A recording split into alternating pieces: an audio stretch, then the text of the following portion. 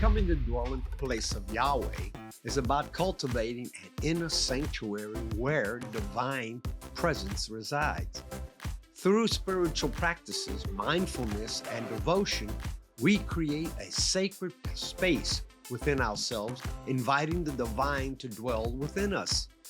It's a journey of transformation where we purify our hearts and minds, aligning them with the will of Yahweh. As we deepen our connection through prayer, meditation, and righteous actions, we become vessels for divine love and light to flow through us, radiating outwards to uplift and transform the world around us.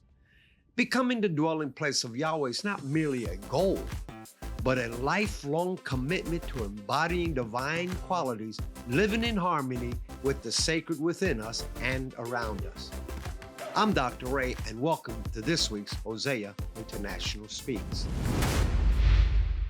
Over the last 2 or 3 sessions, we have been talking about Yahweh establishing a place where he could dwell and how he manifested himself in the tabernacle of Moses, the tabernacle of David, and the temple that Solomon built.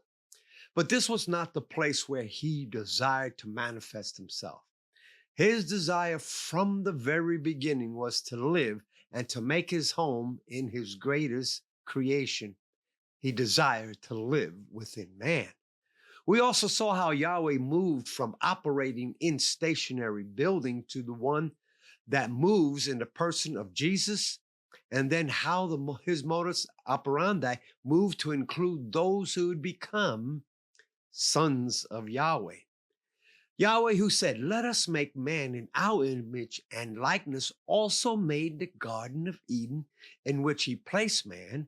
He put the trees there for food. He placed the tree of life and the tree of the knowledge of good and evil, so the man would know that his greatest power to succeed or fail depends on whom he yields his will and his mind.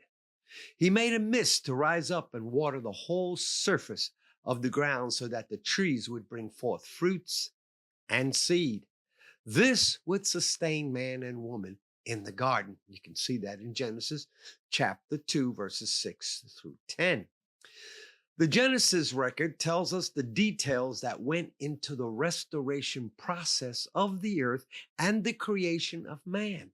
Every detail carries with it specific purposes and functions. This is how the Godhead works. When Yahweh spoke to Moses to build the tabernacle, he gave him the spirit of wisdom to articulate and execute all that he saw in the pattern that was shown to him on the mountain. You can read that in Exodus chapter 25, verse 9 and 40. When Paul, the writer of the book of Hebrews, yes, he did, he looked at the pattern that Yahweh showed him about the tabernacle that is now in the heavens. He saw some changes. He saw that one of the articles in the holy place had been shifted into the Holy of Holies, the altar of incense, or that which holds now the Christian's prayer. The sons and the daughters here holds their prayer, which was no longer in the holy place, but now in the Holy of Holies, where the Shekinah presence of Yahweh dwells. Jesus broke the second veil and made it possible for us to enter into the Holy of Holies. We can now enter by the blood of the Lamb with a clear conscience. You can see that in Hebrews chapter 9, verses 9, and also chapter 6, verses 19 through 20. The Ekklesia that Jesus is building now has evolved in its pattern, and the model is a combination of apostolic blueprints and patterns seen already in the book of Acts and in the epistles. In fact, all of these churches represented is a shadow of things to come, and Yahweh has hidden his pattern in each one of them.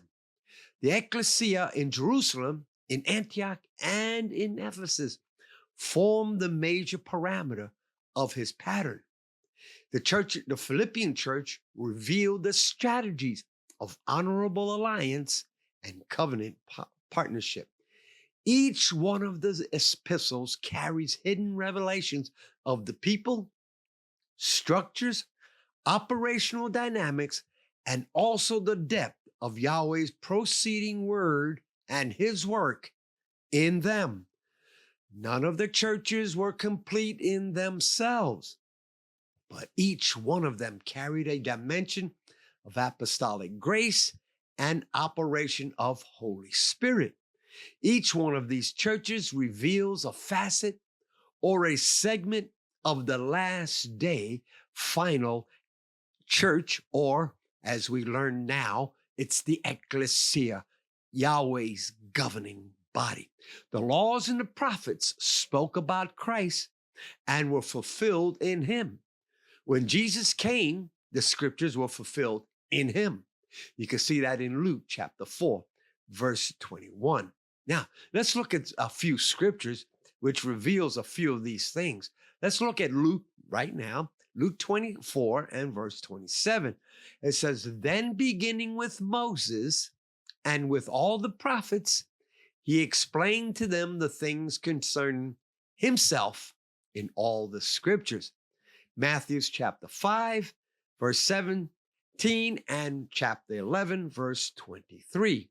And it says this, do not think that I came to abolish, this is Jesus speaking, do not think that I came to abolish the law or the prophets. I did not come to abolish, but to fulfill. And 11:23, for all the prophets and the law prophesied until John. Today, the book of Acts and the epistles will find its fulfillment in the emerging Ekklesia. The Ekklesia that is rising across the nations, plural, all the nations of the world, because they're coming up in everywhere, will manifest the fullness of Christ, who fills all in all. Ephesians chapter 1, verse 22 and 23.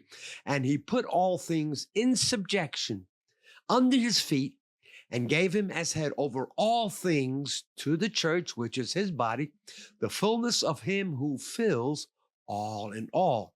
It may be hard for some to believe that the last day Ekklesia can be more graced and groomed for the kingdom advancement that will bring Christ back to the earth. The Ekklesia is the fullness of Christ, manifesting him as head in totality and in reality. The book of Acts and Ephesians and the epistles revealed both the strength and weaknesses of these apostolic churches in their days and hour they existed. It reveals their grace to govern in their environment and the power to prevail over their limitation and restrictions. These churches exhibited special courage to rule in their territory and regions. They rose to the occasion and often changed their cities. However, none of them modeled a complete pattern for the end time Ekklesia, who will be the city of the living Yahweh. The true final manifestation of the Ekklesia will be awesome. It is even beginning today. She will be the Zion of Yahweh, the Ekklesia of the firstborn, the general assembly and Ekklesia of Yahweh and his kingdom. This is the Ekklesia the world is waiting for. This is the manifestation all creation anxiously cry out for across the earth. Romans 8:19 says, for the anxious longing of the creation waits eagerly for the revealing of the sons of Yahweh. The Ekklesia has been too long in hiding, and it's time that we, the Ekklesia, come out of its hiding and do what Yahweh has prepared her to do. She is doing just that in these last days. The last day Ekklesia will be more than just a religious institution where we promote rituals and uphold traditions of men and worship past glories as though they are present realities. The last day Ekklesia will be more than a benevolent, caring association that emphasizes the social work of compassion and caregiving to the less fortunate and needy in society. The social worker will be replaced by a new, competent kingdom workforce. They will fulfill those in caring for those that need it. The last day Ekklesia will be more than a spiritual center or club, which is the epicenter for activities that keep different segments of its membership involved and, notice this, entertained. Well, all the Ekklesia wants to do today is entertain them so that they can come to church. The last day Ekklesia will be more than a society that promotes a singular purpose or emphasis, and the membership strictly adhere to its brand of purpose and will stick to it rigidly. In other words, not giving place to anything. The last day Ekklesia is more than an ordinary church, having regular, routine, and predictable type of services where attendance and giving financially at meetings are more important and overemphasized, and never allowing Holy Spirit to have a word or two. The last day Ekklesia is more than a contemporary church which is modernized and is upbeat, current technology, fashion, style, and presentation, where we have fog machines instead of the Holy Spirit coming in and dwelling, and boasts of becoming a melting pot, they say, though if they allowed it, the Holy Spirit would do all that. The last day Ekklesia is more than an earthly church who only deal in the affairs of men and the operation of the city. The earthly church cannot deliberate on changing the atmosphere and keeping the heavens open for Yahweh to invade the city. Only the Ekklesia will be able to do that. Yahweh's Ekklesia will consistently raise a new breed, fresh blood, to reignite itself in its course of national transformation, worldly transformation. Yes, this is what we will see in the coming days, and it has already begun. Let me just say this. You might need to go over the last 2 or 3 sessions and review these ones so that and then maybe come back and review this one, which you have just heard, because of all the stuff that has been engulfed in each one of these sessions. It talks about Jesus and you becoming the house, but then also exuding the house of Yahweh and let it portray itself in each and every one of us.